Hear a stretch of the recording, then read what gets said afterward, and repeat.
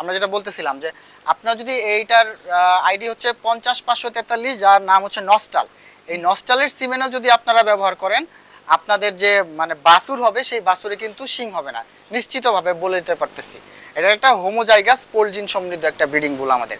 আর আরেকটা আপনাদের স্ক্রিনে যে সারটি সম্পর্কে পরিচয় করা দেওয়া হলো, এটি হচ্ছে নস্টাল 50 543 এডিএলের 65 লিটার দুধ উৎপাদনকারী একটি ষাঁড় গরু।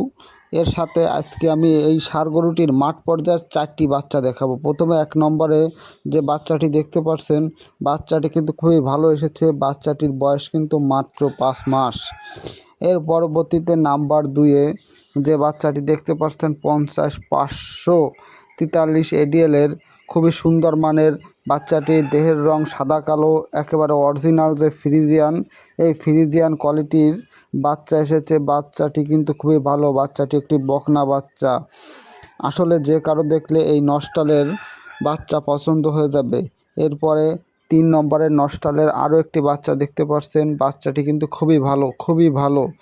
বাচ্চাটির দেহের যে চামড়াগুলো খুবই পাতলা এবং দেখেই বোঝা যায় যে এই ষাঁড় গরুটি থেকে অধিক পরিমাণ দুধের বকনা বাছুর পাওয়া যেতে পারে বা পাওয়া যাবে। এর বানের কোয়ালিটি খুবই ভালো।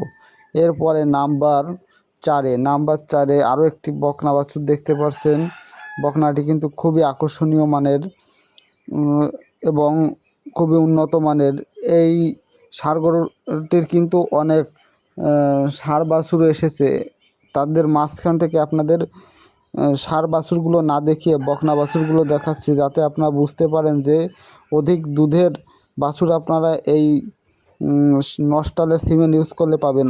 অবশ্যই আমার এই ভিডিও যদি ভালো লাগে, আপনারা যদি খামারে কোনো প্রকার উপকৃত হয়ে থাকেন, অবশ্যই আমার এই চ্যানেলটি এখনই সাবস্ক্রাইব করে পাশে থাকা বেল আইকন বাটন অন করে রাখবেন।